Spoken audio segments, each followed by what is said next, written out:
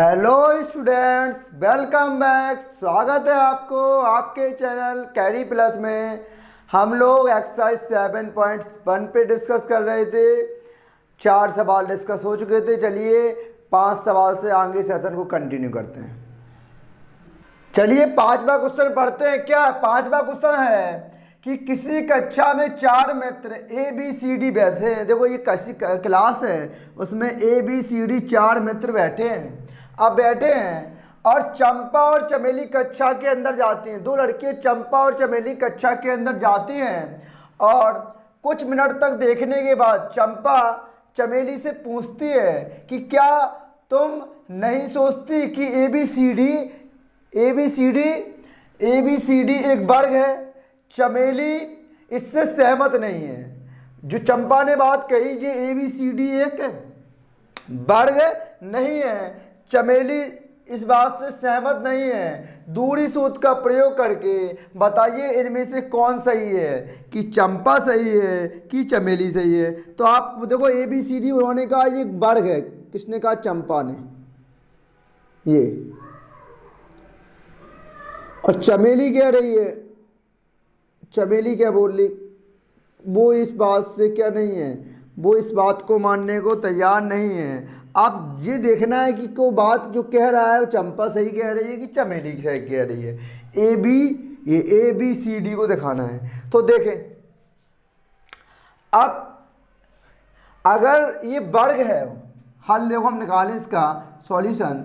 अगर ये वर्ग होगा तो वर्ग की आपको पता है, वर्ग को आपको पता है, वर्ग की सारी भुजाएं बराबर होंगी और इनके विकर्ण आपस में बराबर होंगे। देखो अब हम लेके प्रश्नानुसार, चल नहीं रहा है क्या? हाँ, प्रश्नानुसार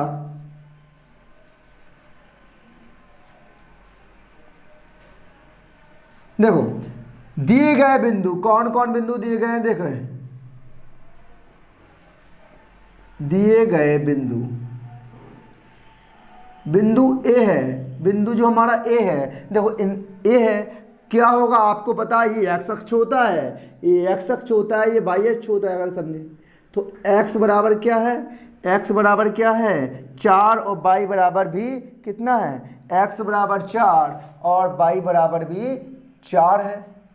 ठीक है, x बराबर 4 और y बराबर 4 है, नहीं x बराबर 3 है। x बराबर क्या 3 और y बराबर 4, बिंदु हो जाएंगे 3,4।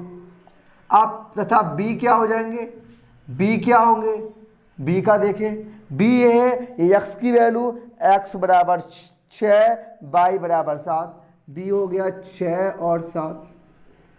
और c क्या होंगे, c देखो x बराबर 9 और y बराबर 4, तो क्या हो गए 9 4 हो गए, 9 4। ठीक, वाह d निकालें, d क्या होंगे, देखो d कहाँ है, d है। अब x बराबर कितना 6 और y बराबर 1, 6 और 1 है, ये 4 बिंदु निकाल लिए।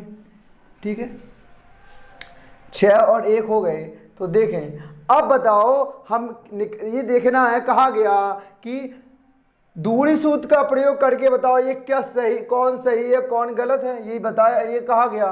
तो हम क्या कह सकेंगे कि हम इन दोनों के बीच की दूरी निकाल लें, A और B के बीच की दूरी पहले निकालें, A और B के बीच की दूरी। देखो तो पहले तो बताओ 2 बिंदुओं के बीच की दूरी का फॉर्मूला क्या होता है, 2 बिंदुओं के बीच की दूरी।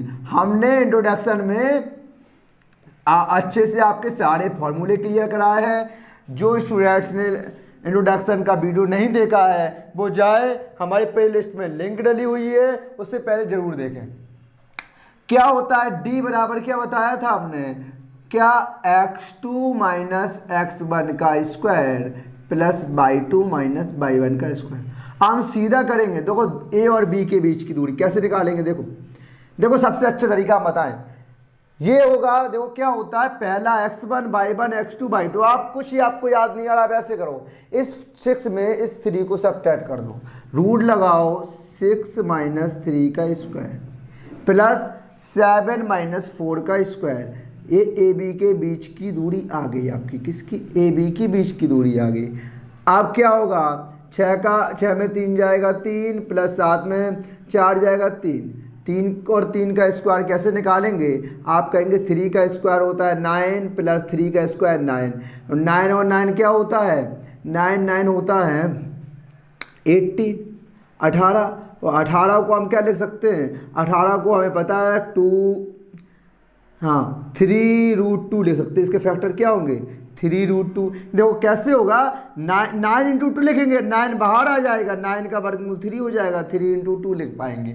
अब ए बी के बीच की दूरी निकाली, इसी प्रकार हम बी सी के बीच की दूरी निकालें, इसके बीच की बी सी के बीच की दूरी, तो क्या होगा, फॉर्मूला वही रहेगा दूरी का, हम सीधा बताएंगे। अब आपको देखो 9 में से 6 घटा दो,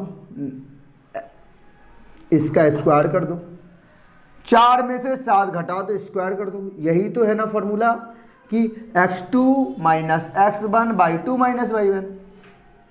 अब बी सी बराबर क्या हो जाएगा, 9 में से जाएगा 6 तो 3, और 4 में से 7 तो -3। और आपको पता है अगर पावर क्या माइनस में है तो भी प्लस आएगा, क्योंकि पावर इवन है। 3 का स्क्वायर क्या होगा 9, और इसका भी 9, 9 9 क्या हो गया 18, और 18 का क्या आता है, कैसे आ रहा है 18 का, आप देखो इसके 18 के फैक्टर करेंगे ना आप, तो ये आएगा। और आपको पता है ये पेयर है, तो पेयर का बाहर निकाला आएगा 3√2। ये हमारा आंसर आ गया। बी सी की बीच की दूरी आ गई हमारी। अब सी डी की बीच की दूरी निकालें। सी डी की बीच की दूरी कैसे निकालेंगे समझे, वही पूरा फॉर्मूला है। सी डी 6 माइनस 9 कर दो, x2 माइनस x1 मतलब 6 माइनस 9 का स्क्वायर प्लस 1 माइनस 4 का स्क्वायर, 1 माइनस 4 का स्क्वायर।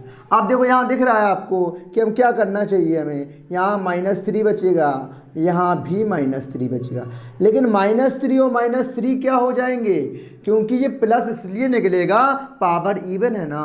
9 प्लस 9 और 9 9 18, इसका भी वर्गमूल 3√2 आ रहा होगा। ठीक है, अब सी डी हो गया हमारा। अब बचा क्या, एक और बचा है डी ए निकालने। हम डी ए कैसे निकालें समझे, डी ए क्या हो जाएगा, वही फॉर्मूला वही है डी ए। तो देखो कैसे निकालें डी ए,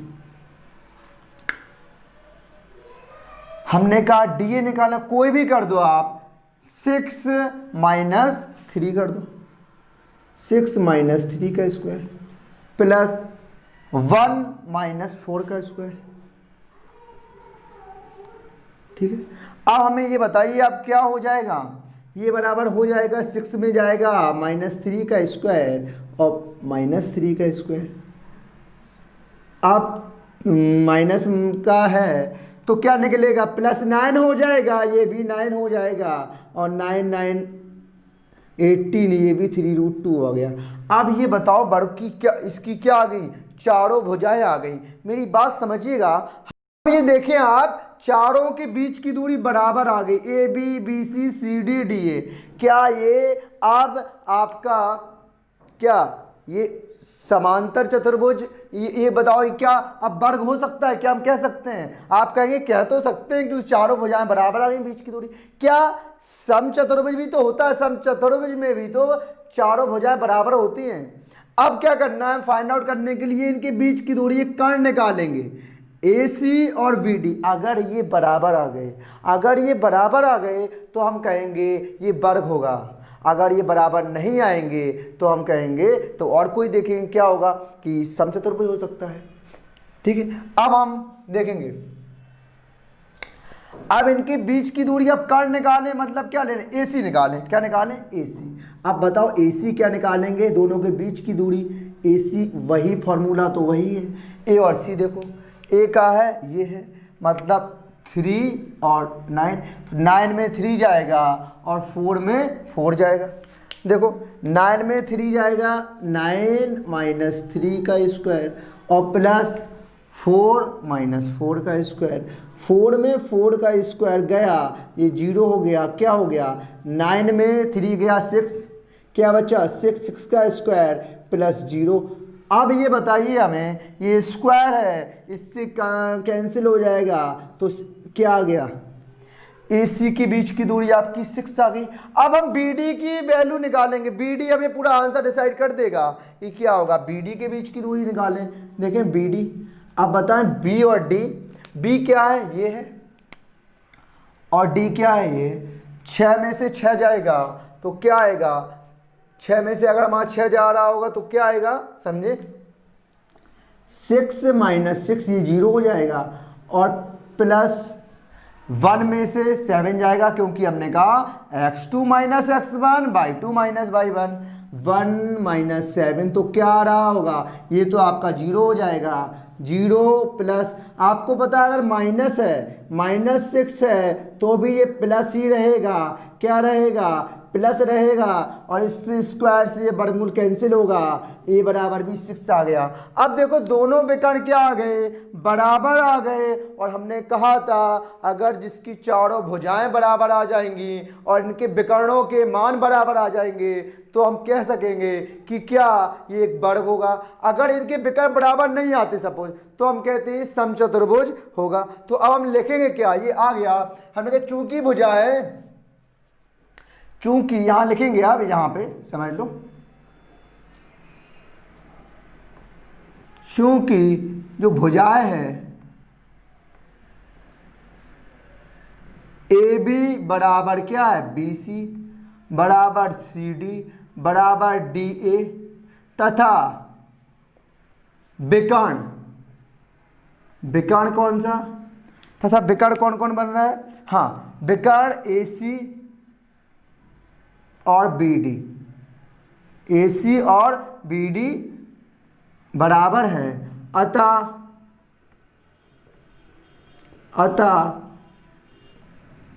ABCD एक क्या होगा, एक वर्ग होगा, एक वर्ग होगा। और ये बात जो वर्ग होगा, ये बात कौन कह रही थी, ये चंपा कह रही थी, और तो चंपा किससे, चमेली से कह रही थी, ये वर्ग दिख रहा है, अतः लिखेंगे चंपा